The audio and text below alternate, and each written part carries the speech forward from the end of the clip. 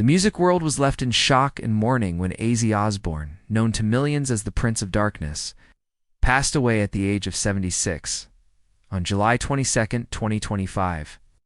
After a long and painful struggle with Parkinson's disease and years of deteriorating health, Ozzy took his final bow. One of his most haunting admissions now echoes like a fulfilled prophecy. The past 4 years have been sheer hell for me. My health has been in a terrible state. Ozzy wasn't just a rock icon. He was a man who had stared into the void time, and again, continuing to fight when most would have surrendered.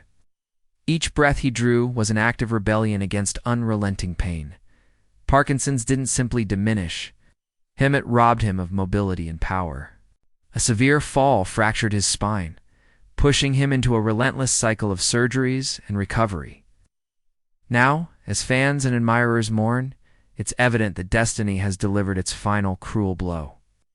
Behind the dark persona lay a man yearning for peace, a warrior worn out by endless internal battles. Ozzy's fate wasn't just another tragedy, it was a gut-wrenching truth that will linger long after the final chords fade. Before we dive deeper into his extraordinary journey, take a moment to like this video, a small act of respect for a legend who poured everything into his art and now leaves behind a silence louder than any scream. Long before the roaring fans and glowing stages, before the legend of the Prince of Darkness was etched into rock history, there was only silence. That silence weighed heavy on a young boy in Aston, Birmingham. Born in 1948 as John Michael Osbourne, Ozzy grew up in a cramped, freezing house alongside 6 siblings and 2 overworked parents. His father, broken by factory work, viewed emotion as weakness. His mother, drained by endless hours on the assembly line, had little energy left for affection. To the world, he would become Ozzy. But back then, he was the invisible child, not the clever one, not the charismatic one. He was the forgotten one.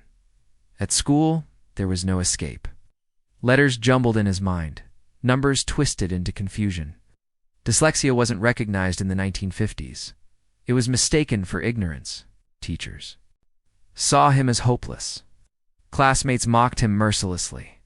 The bullying was brutal fists in hallways, knees to the gut, bloodied lip sand. No adult ever intervened. Home offered no refuge. One day, after coming home in tears, his father beat him not to protect him, but because showing emotion was unacceptable. Ozzy would later reflect. Pain didn't get you sympathy. It got you punished. He wore silence like armor, but armor doesn't heal. By the age of 14, that silence became unbearable. In a dark room, he tied a rope from his mother's laundry line, stepped onto a chair, and waited to leave the world. Behind, fate didn't show mercy. It burst through the door in the form of his father, who pulled him down and beat him, again believing violence could erase despair. Something inside Ozzy shattered or perhaps turned to stone. He stopped trying. He stopped speaking unless necessary. He moved through life like a ghost. At 15, he left school with no qualifications, no purpose, no plan. He picked up work where he could data slaughterhouse, on construction sites, in factories tuning car horns, but nothing lasted. He was too broken, too lost. Each job ended with dismissal and disappointment.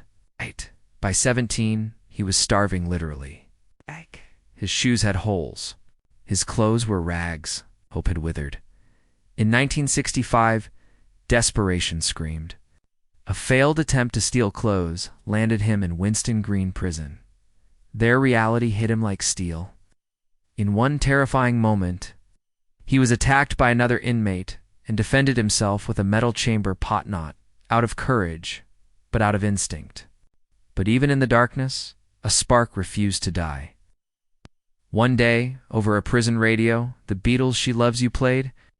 It was a revelation. It was like God speaking to me through music, Ozzy later said, his voice distant, choked with memory. The music didn't erase his trauma, but it gave him purpose. He didn't know how, but he knew he needed to perform. He had to scream louder than his inner torment. That scream became his survival, not fame, but fuel.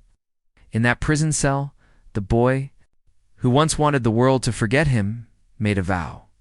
He wouldn't be forgotten. He would be heard. It would be terrifying. It would be unforgettable.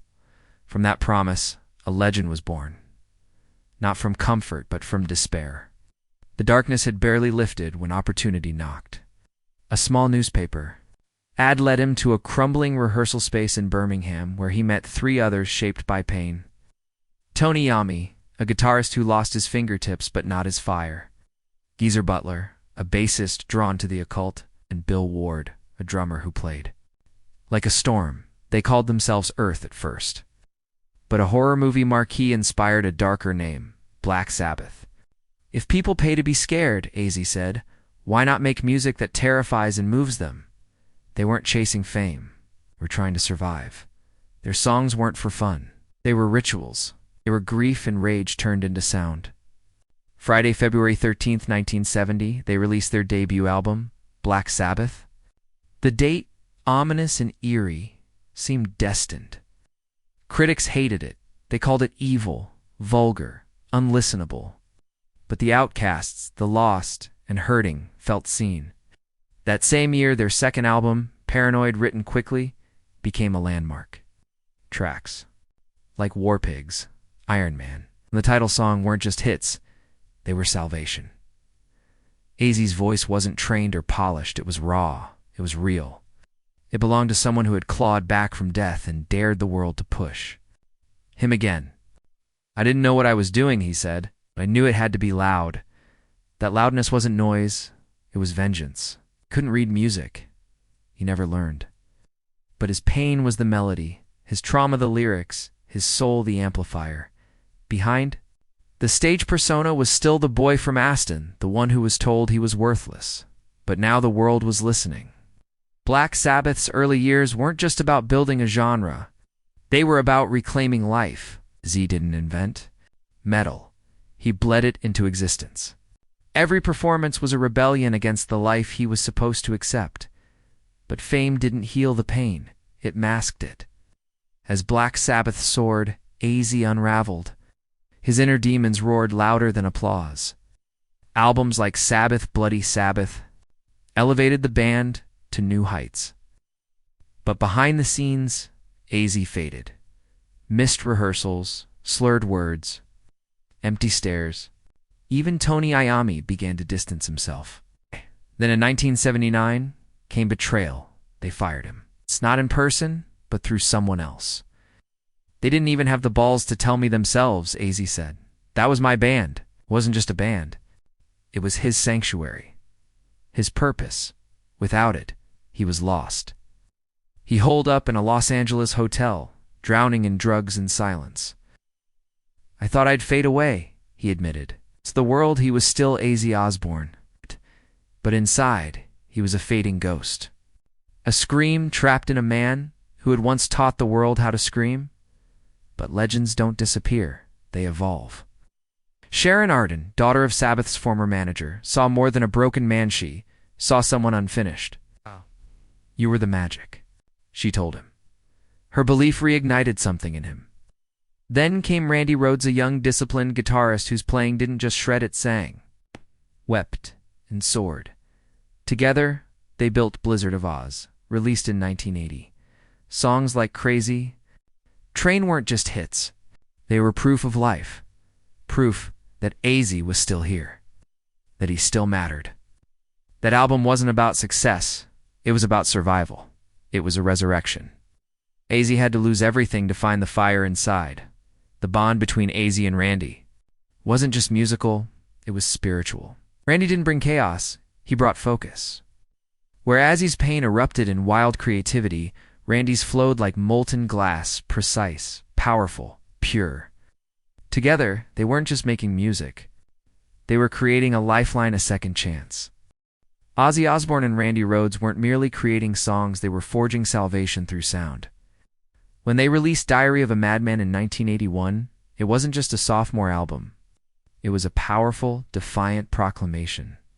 Ozzy, once dismissed as a washed-up frontman, was reclaiming his place. This resurgence wasn't his alone. Randy played a pivotal role in guiding Ozzy through the chaos. To Ozzy, Randy was more than a guitarist.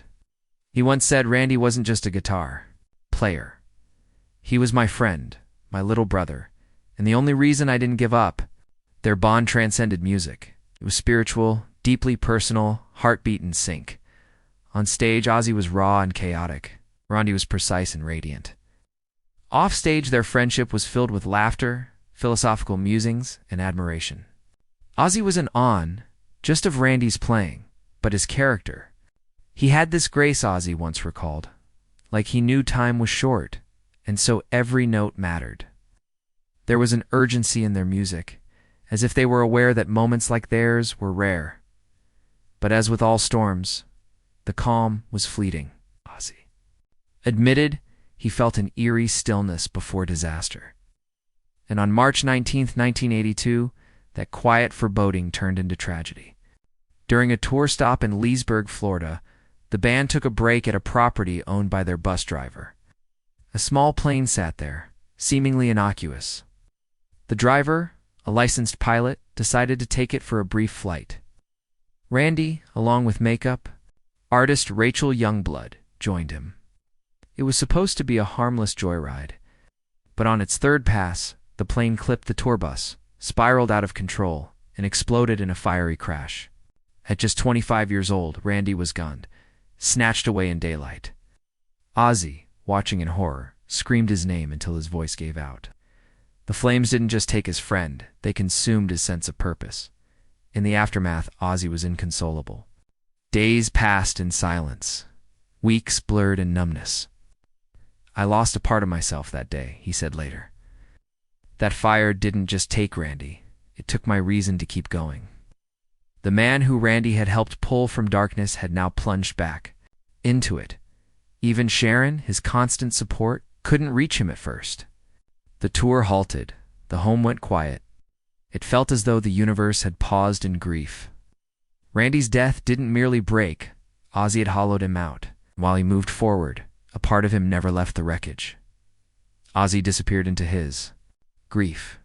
He stopped eating. He numbed the pain with alcohol. Losing Randy felt like losing a part of my soul, he said. I didn't want to live, play music, or exist. Sharon watched, helpless, as he spiraled. I thought I'd lost him for good, she admitted. But then, from the depths of despair, Ozzy found a spark. He began to write, not to escape, but to honor. Every lyric became a tribute. Though the pain lingered, the music gave it meaning. It wasn't for the audience. It wasn't even for himself. It was for Randy. Ozzy's survival turned into an act of defiance.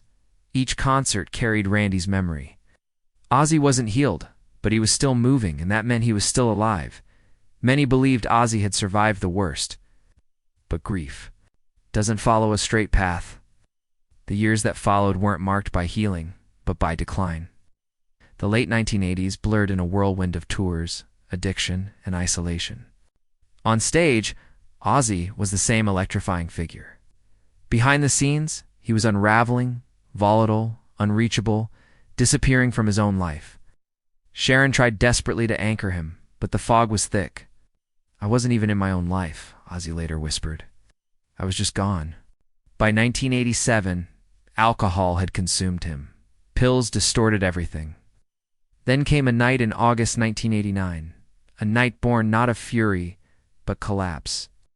In a haze he couldn't recall, Ozzy did something unthinkable. He lashed out at Sharon, the woman who had stood by him through it all.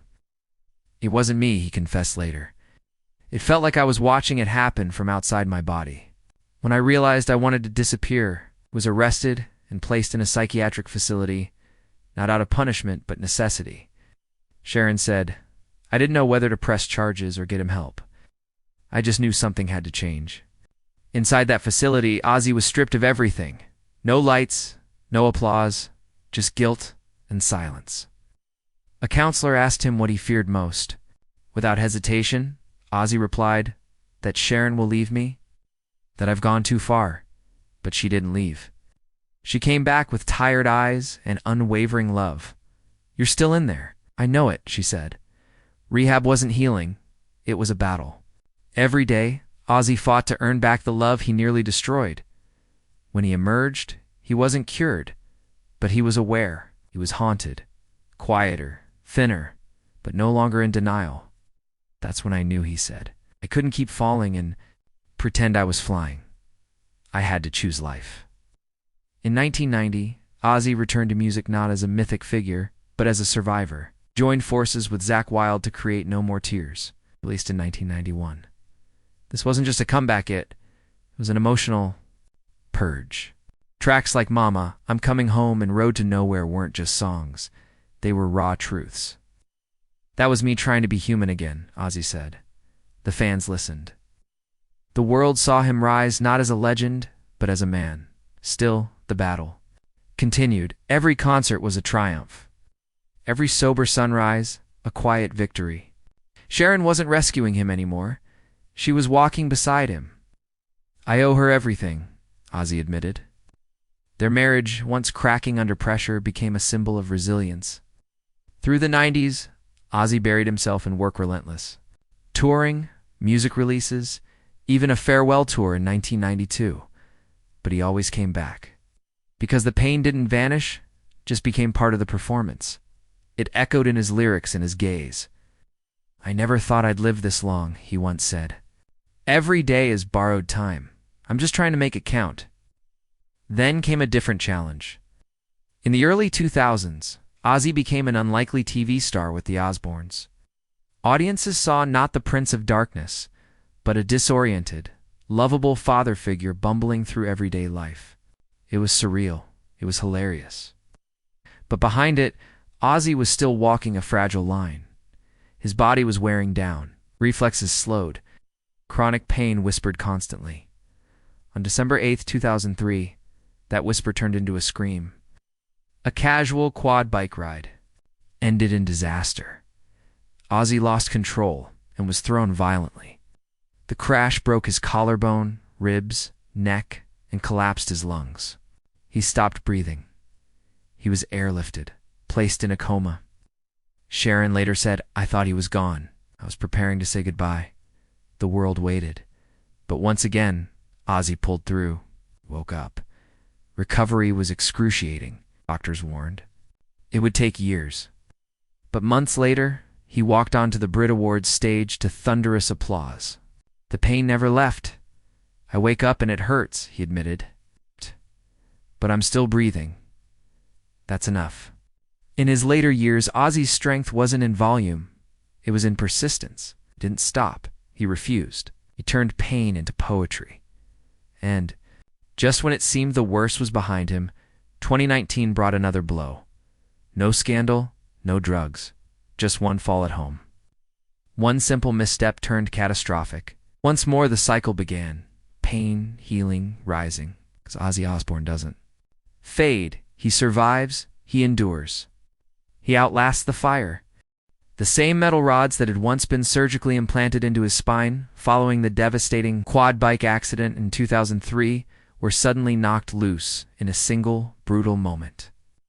It was as though his past wasn't merely returning, it was crashing down upon him with vengeance. This wasn't nostalgia. It was fury. Physical and emotional scars reopened, dragging him into an abyss of agony that defied explanation. In a hushed interview, Ozzy said, his voice trembling, it was pain beyond anything I've ever felt. Coming from someone who had faced a lifetime of hardship, those words were haunting. But that tragic fall didn't mark the conclusion. Instead, it opened the door to a harsher, more merciless chapter. Not long afterward, doctors gave him a second heartbreaking revelation. He had Parkinson's disease. This new affliction was not sudden, it was slow, insidious. It didn't pounce. It chipped away at everything. It stripped away movement, robbed balance, and dimmed the flame of physical freedom. For a man who once electrified stages with unmatched energy, this diagnosis felt like the theft of his very identity. Tremors began to surface. He started to lose his balance. Eventually, he stepped forward to admit the truth publicly. I can't walk properly these days. I'm just wobbling, he revealed, uncensored and raw. There's no act, no bravado, just a man revealing his struggle with honesty and pain. This wasn't a moment of weakness. It was a reckoning. The same world that had once applauded his defiance of death now saw him face something even more profound. An invisible enemy known as time. In his later reflections, Ozzy admitted, "These past few years have been sheer misery." That admission was soaked in exhaustion, fear, and sorrow. It wasn't dramatic, it was sincere. Through it all, Sharon remained steadfast by his side. Even her unwavering love couldn't stop the slow, cruel progression of the disease that steadily altered the man she adored. At the same time, Ozzy wrestled with guilt for hiding his illness. Not out of vanity, but because he didn't want to hurt his fans, the very people who had supported him for decades. When the truth surfaced, his supporters didn't turn away, they embraced him. They saw bravery in his vulnerability. Even with the tremors in his hands and the frailty in his voice, Ozzy continued to create. In 2020, he released Ordinary Man, an album filled with both sorrow and resistance. It wasn't just music hit, it was a declaration. I'm still here. I still have a voice. His fight wasn't only for his art, it was for meaning, for purpose. Every painful step he took was an act of defiance. Every lyric he sang was resistance. Through countless surgeries, hospital visits, and moments of self-doubt, he never gave in. "I'm not ready to hang up my mic yet," he declared. That single sentence held the essence of his spirit, his fire, memories, and relentless hope, as he neared the end of his life. Time may have worn down his body, but it couldn't touch his essence. Ozzy reminded the world of one undeniable truth. True legends don't fade quietly. They leave behind echoes fierce, flawed, and full of heart. At 76, the darkness that surrounded him wasn't theatrical anymore. It was real. It came not from pyrotechnics, but from time. Parkinson's had taken a deeper hold, changing everything. The powerful voice that once roared over thousands was now barely more than a whisper. Hands shook uncontrollably. Legs grew weak. Each morning began with a question. Would he recognize the man in the mirror? But still he persisted. "There are days I wake up and don't recognize myself," he admitted. "But I'm still fighting. I'm not done yet." His world had shifted from stages and screaming fans to carefully timed medications, physical therapy, and round-the-clock support. And yet Sharon never left his side. She wasn't just his partner, she was his strength.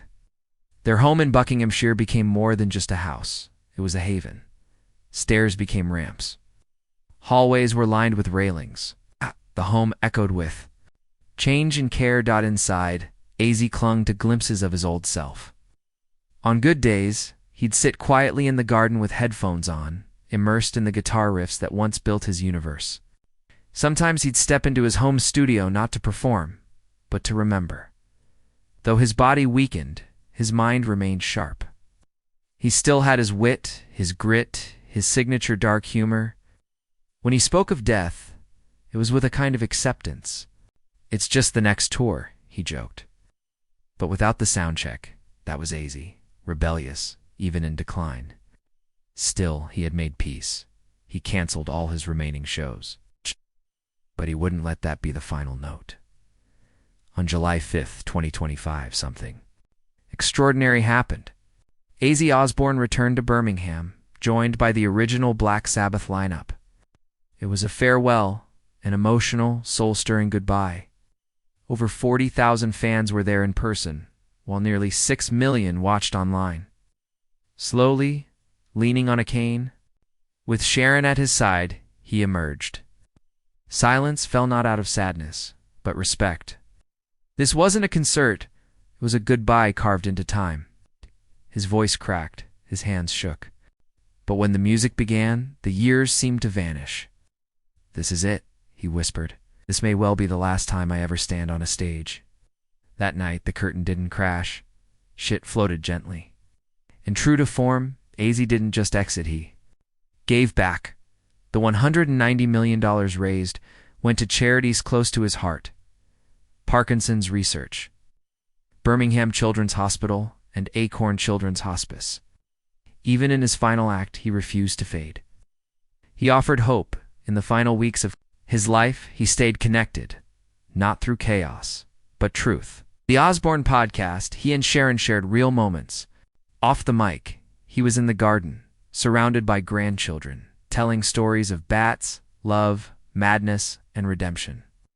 These stories weren't about fame anymore. They're about what it takes to survive.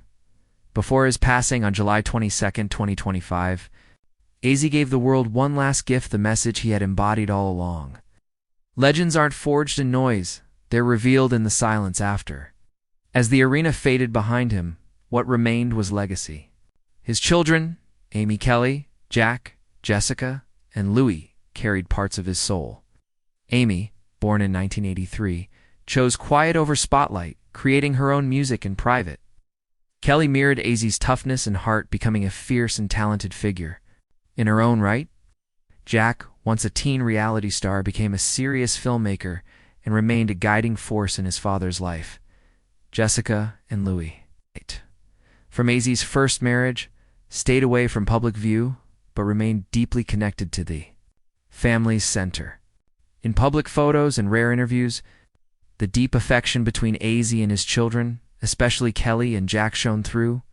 As he left the spotlight, they became his firekeepers, protecting the legacy he'd built through chaos and courage.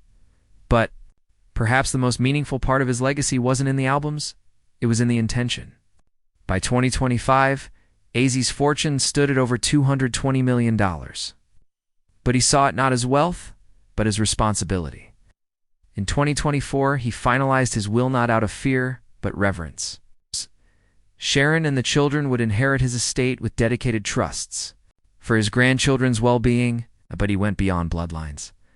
Massive donations were designated for mental health care for musicians, addiction recovery programs, education grants, and even lifelong support for dog shelters. Dogs, he once wrote, gave him back to himself. He owed them what was left. That handwritten note was included in his will. Sharon promised it would be read aloud. Ozzy's solo royalties would continue to fund these causes. Music saved me. Maybe it'll save someone else, he wrote. Those words sum up an entire life. After his second Rock and Roll Hall of Fame induction in 2024, his influence became spiritual. His murals cover city walls. His lyrics are tattooed on hearts and skin. And most importantly, people keep fighting because he fought. Ozzy Osbourne. The wild man who bit bats and defied death is now finally at peace.